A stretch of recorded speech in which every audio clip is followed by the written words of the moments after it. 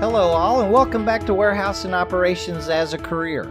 Well, we're in the second quarter of 2017, and I thought it'd be interesting to check in with some subject matter experts again and maybe get their input on a few of our questions and kind of talk some ops talk. I'm Marty, and the first up, we have John here again. You may remember he visited with us earlier last quarter and shared his thoughts on temporary agencies with us. John, how you been, sir? I've been excellent, Marty. It's great to be back. Thank you for having me. Well, you're more than welcome, and I asked back another John as well. He visited with us on our very first offsite interview, actually, where we discussed recruiting, and he shared some secrets from a recruiter side of the fence. John, how about we address you as JG today, sir? Sounds great. Of course, you all know Joe, WAOC's go-to safety guy. Thanks for coming back to visit with us again today. Thanks for having me, Marty. It's always a pleasure to be here. And to wrap it up, we have both Phillip, our official Technologies and WMS, or Warehouse Management Systems guru, and Rodrigo, our source for all our operational concerns, back with us today. Phillip, how you been? Oh, I've been great. Thanks for asking. Rodrigo, you doing all right, my friend? Doing fantastic, sir.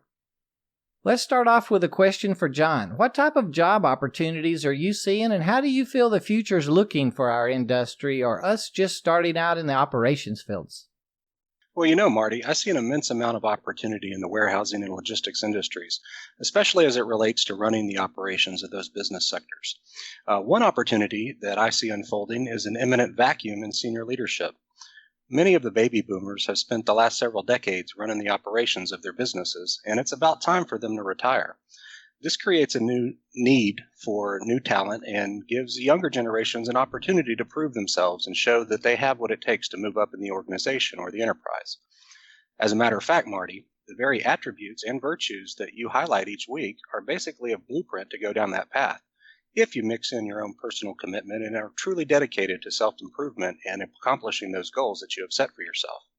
Your future is determined by the actions you take today, so do your best and commit yourself to learning different skill sets, and I see a very bright future on the horizon. I agree 100%, and that's, you're absolutely right. That's kind of what WAOC is about. It's about the young, up-and-coming executives.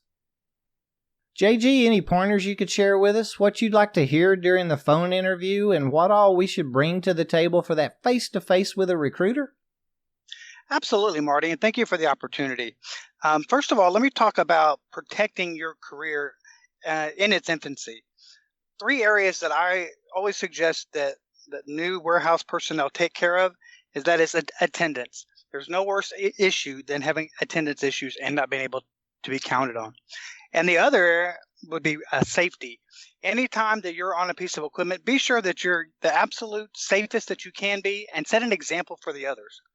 And also, with the respect to order selectors, mispicks and errors. But we can get into that more later. But you just want to be as the best warehouse associate you can be. That's exactly right. We want to be noticed, and we want to be noticed in a positive way, and there's no quicker way to do that than with attendance and tardies, being on time, being at your workstation ready to go when it's time. Marty, what does it mean to you when you have a warehouse supervisor that no matter what, will be there every day, on time, ready to go? That's one less worry that you have. You can wipe anything off of your desk because you know that you can count on that guy, and you know that if a problem arises, he's there and he's going to contact you if you've got a problem. I think you're absolutely right. Attendance is the mainstay of the business. Absolutely. Nothing better than being able to be relied on to be there come rain, sun, or shine. I agree 100%. Rodrigo, how'd the first quarter treat you, sir? I know you've got a lot of ground to cover each quarter. As a facilities and transition manager, you regularly visit dozens of buildings and companies during the month. What are you seeing, or how are you feeling about all the recruits or new boots you're seeing in the field? Thanks, Marty. For so far, first quarter has been a fantastic quarter. Has been extremely busy all around the nation-wise. Overall, what I'm seeing and the feelings that I'm getting out there whenever I'm visiting some of those facilities, especially when I'm auditing a little bit or kind of visiting with some of those managers. Typically, we're seeing a lot of enthusiastic employees. They're excited, ready to go. With I think some of them, of course you're always going to have a small percentage of individuals that are, they're not patient enough. I think based on percentages, statistically, based on what I've seen so far, I would say about a 32%. A lot of times they end up quitting within the next 2 to 4 weeks. A lot of times, training opportunities could be there. It could be a lot of impatience. So typically, natural, it's just like I said, it takes about anywhere between 2 to 4 weeks to kind of gain some ground. Some of these guys may have might be able to kind of start kind of understanding the process of it, the first 2 weeks, but a lot of times they lack a little bit of speed, where a lot of, those guys kind of, they just got to get impatient, and then they're kind of, either end up quitting or, doing a no call, no show. So a lot of times, those are the kind of opportunities we have. And I wish, some of these guys would take the time to either discuss it with their management. A lot of times it's just, again, goes down to communication part of it, where they're not communicating, or a lot of times they're frustrated, but they just don't know how to, put that point across. And of course, I think some opportunities where the management could recognize some of those pointers by, touching bases on the individuals every day, following up with them, maybe observing some of their ways that they're working, maybe having a one-on-one session at least twice a week, those kind of things, I think it comes a long way. So for some of those guys, and it could mean a lot at the end of that 4-week process that they go through. So those are the most difficult times. But so far, like I said, I've seen some really enthusiastic guys that are really wanting to learn, or, they just want to get out there. And so, it's just, again, it just comes down to communication with some of these guys. I'm working very closely with several different young soups and managers, and I think the communication word that you're throwing out there is really important. Us as managers, we really got to do a good orientation. We got to make sure that that the associates really know what they're getting into, and that we're there to support them and train them, and it's that communication. And that's what I'm trying to get across to all the young managers that I'm working with right now. Those are some very good points.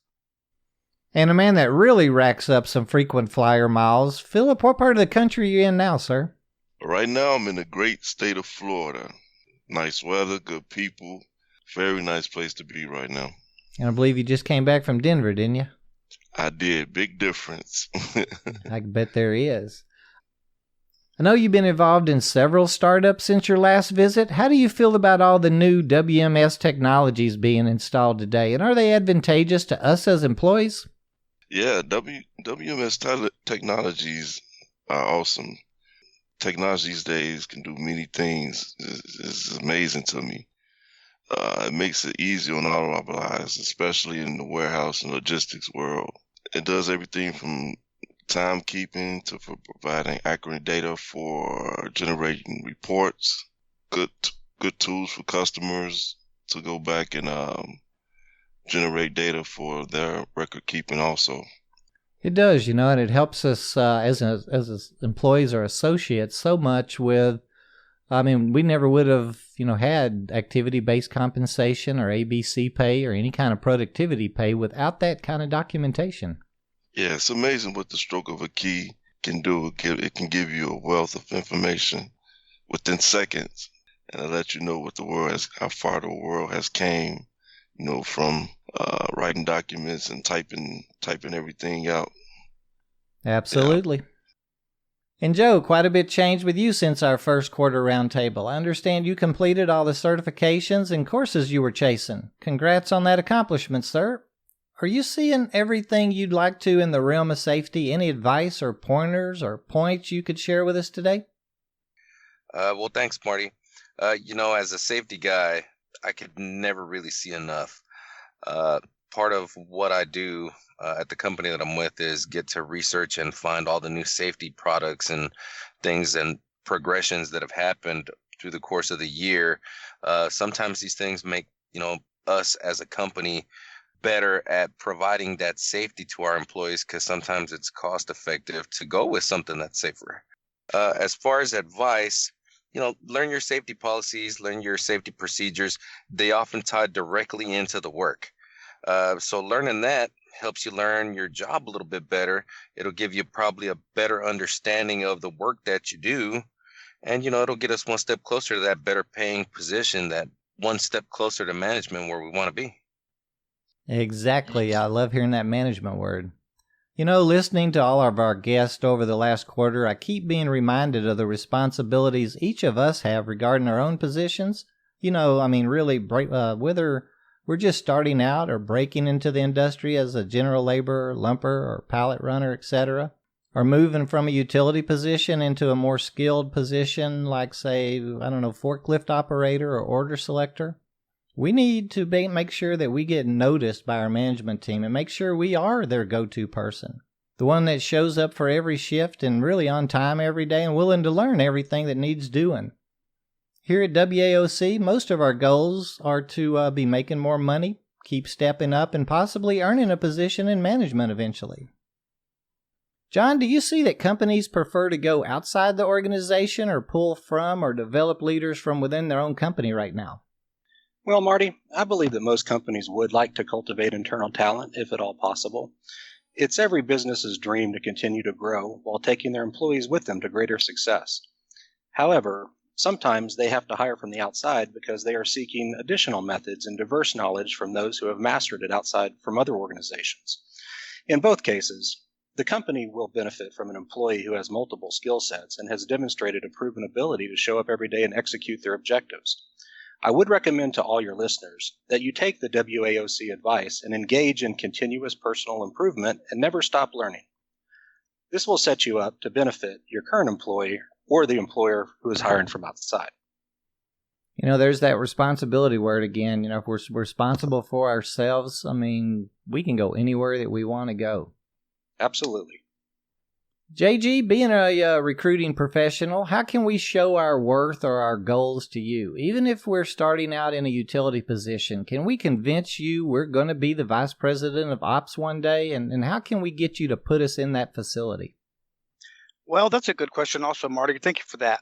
I would say a lot of times we end up in warehouse just that way. We just end up there, whether it's a summer job or whether we sought out to be an order selector specifically.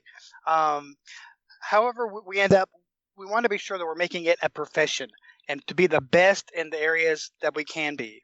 And in addition, you would also want to study in areas outside of your skill set, but that might also affect your skill set.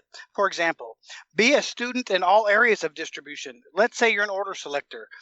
Be a good student of being order selecting. Be the safest you can be. Watch your errors. Work in an effective and time-efficient manner. But then also study the things around you that also affect order selecting. How are the batches put together? A lot of order selectors never stop to think about how those batches get put together. Who determines what products are put in what locations? That's a whole nother set of responsibilities that affects order selecting, but isn't order selecting. Yeah, you're absolutely right. And in my positions, I've always tried to learn all the positions that connect to me, how something happens, and then, of course, be the master at my part of it. And then what happens next? The more we know, that, as you said, that's just education. It helps us out, down the road. I hope that in future episodes of WAOC, we can touch on some of those supplemental positions, things like loaders. If I drop my batch off at the dock doors just for the loaders to load, but what is his responsibility with that load? What other issues does he encounter? Those are the kinds of things I want us to continue to study about. Sounds like you just volunteered to come back. I'll certainly love to talk to you more about some of those peripheral positions. Well, I think you'll agree that there's many job opportunities once your field of knowledge has broadened. You'll see that there's many lucrative fields of endeavor once you've mastered the one that you've got. There absolutely is, and that's why we love operations. The learning seriously never stops. I'm going to suggest that every new person to the warehouse seriously consider food distribution warehouse order selecting. It's certainly in high demand, and where else can at a very young age you make between $20 and $30 an hour very, very quickly? It's got its strong points, and I don't think it's a bad suggestion at all. We do. We talk a lot about distribution. I love distribution. And, we've talked quite a bit about food service. You're absolutely right. Rodrigo, I know you're really involved in recognizing talent for promotion. How do we get on your radar or, get your attention? Yeah, that's a good question, Marty. We're always looking, on the lookout for skilled employees to join, our team. We look for our customer-focused team players that desire career growth, in a challenging but rewarding, work environment. Our different positions offer a variety of, full-time career opportunities for all levels of skills and experience, from entry level to lead roles. In other words, what we're looking for is, team players, responsibilities. Those are the responsible kids that they're wanting to kind of, the go-getters kind of thing. The critical thinkers, high pressure situations in a fast paced environment, and being positive, that's what's going to get, it's going to drive you up there. It's never too late to learn. It's never too late to progress. It's never too late to, I believe, we're always learning something new every day. And those are the kind of things, if you stay open-minded, I believe that's and I believe that's going to be a great positive thing where, it's going to allow you to growth into, a higher position, or, if you're looking especially for those lead roles, or even, those executive management side of it. So I think, those are the things that I look into, and challenge yourself into, make sure that you get better every day. So those are the kind of things that I think it's very rewarding for everyone, and also continues to improve on yourself to become better. Those are good thoughts, sir. Thank you. And Phillip, I understand beside all your facilities work, you're kind of a one-man shop when you're in town and are involved in sourcing, recruiting, and hiring of not only general labor positions, but leads and supervisors as well. What is it that you look for in us? Yeah, I'm going to have to agree with you on that one. I'm a man that wears many hats, especially within the company that I work for. And I love the challenge, as well as the opportunities and the experiences that I have doing the many things that I do. But yeah, one of the things that I look for in the entry-level positions are, experience, of course, their skill level, what type of equipment they can use, their attitude towards working, their willingness and eagerness to work. And, during the interview, I kind of fill them out a little bit. Having experienced myself, I can kind of read a guy and know if he's, a good fit for what I'm looking for. As far as the leads and the supervisors, I kind of look for that it factor. It's a guy that kind of stands out from all the other guys. He has confidence. He has leadership skills. He's at the same time, he's respectful towards others, and that willingness that hunger to learn and have the ability to run a warehouse or whatever field that we need them in. Most of all, I look for a person that really care about making the company grow, or giving us what we need as a company. Customer service is a big thing that I look forward to, because we want a person that's in leadership to not only be good to the people that work for us, but be able to be good, to have customer service to our customers and provide them with the things that they need. Absolutely. Very well put. And, you can feel, as we've discussed before, you can feel that lead and that supervisor, that hunger that you mentioned. Yes, sir. Yeah, 90% of the time, those guys turn out to be good leaders. The experience that I have myself, I've always stood out, wherever I go, as far as company or just personal life. I just draw to people as a natural leader, something I'm really proud of. And I try to learn as much as I can, as well as teach to up-and-coming guys that want to get into management. Great thoughts, sir. What we do, every operations position, it is really challenging. It's great that you mention experience levels and equipment usage. There's just no shortcut to experiences and really our work history. And one of the greatest things that we can get that experience or education in such a short amount of time, too. I think you nailed it regarding leadership also. It's simply a hunger and really a willingness to grow and wanting to grow. Just this week I did a presentation on customer service. Really every position is involved in it, and we're actually CSRs or customer service reps to someone, our peers, our buddies on the floor. I'd throw in one more sentence about patience. Really patience with others and ourselves both. Patience is a required skill of leadership, or at least that's the way I feel about it. You've given me a lot to think about. Joe, I'm learning safety touches each of us, really no matter what our position is. What advice could you give us as general labor or utility positions and the different approach we need to take as leads and supervisors? Well, Marty, GL and utility positions are sort of the backbone of industry. As I said before, our safety policies and procedures often tied directly into the work. So the more we become acquainted with those procedures and policies, the better we'll be able to perform our job, as well as a myriad of other jobs that interconnect with ours because of the safety procedures. There's been many times where I've been checking out a piece of equipment and I see people who work with me that I don't personally know checking out pieces of equipment to go do different jobs, yet with the same equipment. So learning those types of things gets me one step closer to the flexibility that I need to be able to get that management or leadership position, because I'll be able to go between departments or as needed. As for our leaderships, I expect them to be just that, as leaders. So don't take shortcuts. Make sure that you follow and abide by all the processes and set that example for the subordinates to do.